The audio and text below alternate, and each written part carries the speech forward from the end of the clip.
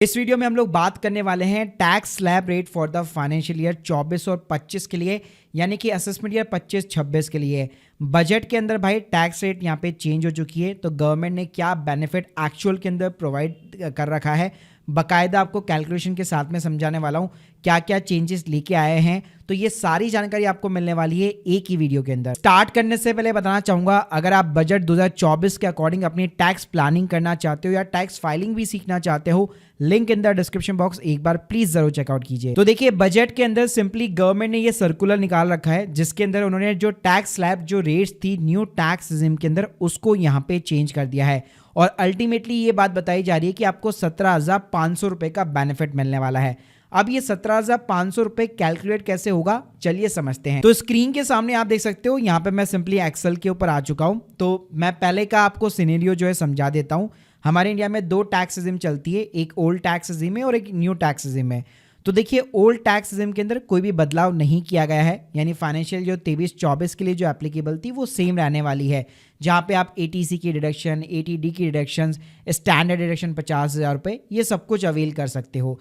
तो वहाँ पे अगर आपकी एज जो है लेस देन 60 होती थी तो 2.5 लाख तक की इनकम आपकी एग्जाम रहती थी। 2.5 से 3 पे 5% हो गया, 3 से 5 पे 5% हो गया और 5 से 10 पे 20% और अबाउट द 10 लाख रुपीज 30% का टैक्स रेट लगता था। और यहाँ पे आपको एक 87A की रिबेट भी मिलती थी 12,500 रुपए की, यानी कि अगर आपकी net income less than 5 lakh rupees है तो इंडिया में ओल्ड टैक्स रिजिम के अंदर आपके ऊपर कोई भी यहाँ पे टैक्सेस वगैरह नहीं लगते थे। अब बात करते भाई न्यू टैक्स रिजिम की। जी हाँ, तो देखिए, न्यू टैक्स रिजिम के अंदर बजट जो है 2024 के अंदर यहाँ पे चेंजेस आ चुका है।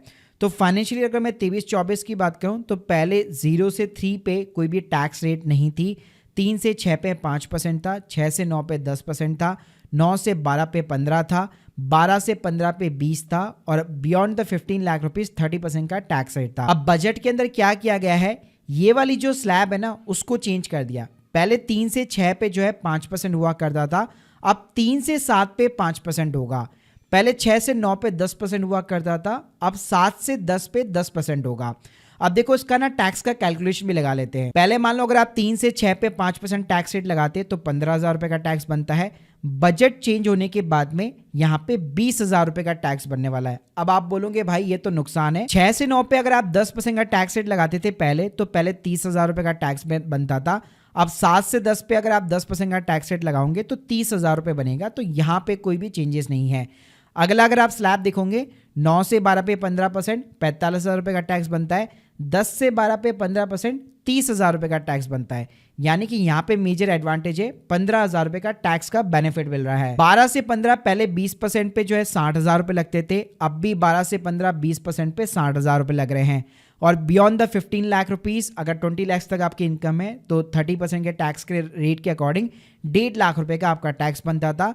और बजट के चेंज होने के बाद में भी वहां पे भी 30% का टैक्स रेट है, यानी 1.5 लाख रुपए आपका टैक्स बनेगा। मान लो अगर किसी की 20 लाख रुपए तक की इनकम है और वो टैक्स स्लैब के अकॉर्डिंग अपना टैक्स कैलकुलेट करता है, तो पहले 3 लाख रुपए का टैक्स बनता था और अब बजट में चेंज होने के बाद में 2,90,000 रुपए का टैक्स बनेगा। तो अगर आप यहाँ पे देखेंगे तो यहाँ पे सिंपली आपको नेट जो है 10,000 रुपए का टैक्स के अंदर बेनिफिट देखने को मिल जाएगा, बजट के अंदर जो न्यू टैक्स रिजिम के अंदर चेंज हुआ है। इसके साथ में गवर्नमेंट ने यहाँ पे स्टैंडर्ड डिडक्शन भी इंक्रीज कर दी है सैलरीज और पेंशनर के लिए, यानी कि पहले न्यू टैक्स रिजिम के अंदर 50,000 रुपए की स्टैंडर्ड डिडक्शन अलाउ थी, अब वो बढ़ करके 75,000 रुपए हो गई है।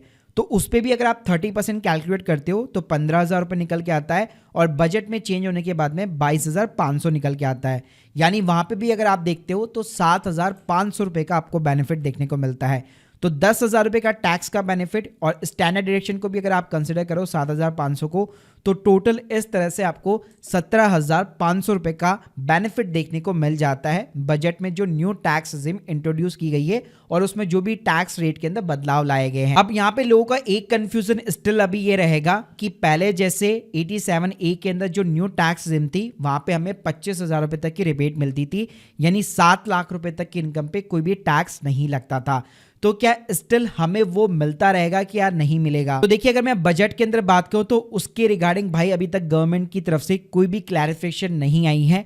लेकिन यहाँ पे मैं एज्यूम कर रहा हूँ कि यहाँ पे न्यू टैक्स में जो इंट्रोड्यूस की गई है, टैक्स रेट चेंज होने के बाद में भी वहाँ पे स्टिल जो है 7 लाख रुपए तक अगर आपकी नेट इनकम है तो आपको यहाँ पे डेफिनेटली टैक्स का रिबेट डेफिनेटली मिलना चाहिए। और इसके अलावा यहाँ पे जो फैमिली की पेंशन पे जो स्टैंडर्ड डिडक्शन थी वो भी 15,000 रुपए से बढ़ा करके 25,000 रुपए यहाँ पे कर दी गई है।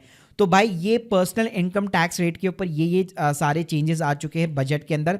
साथ में कैपिटल गेन की टैक्स रेट भी चेंज हुई है। अगर आप लोग चाहते हो तो मैं एक पूरा सेपरेट वीडियो बना दूंगा उसके ऊपर लाइव एग्जाम्पल के साथ में। तो प्लीज़ मुझे कमेंट बॉक्स के अंदर ज़रूर बताइए और आप लोगों का क्या व्यू है इस नई वाली टैक्स स्लैब का, उसका भी मुझे फीडबैक ज़रूर कमेंट बॉक्स के अंदर बताइएगा। Thank you guys, thank you very much.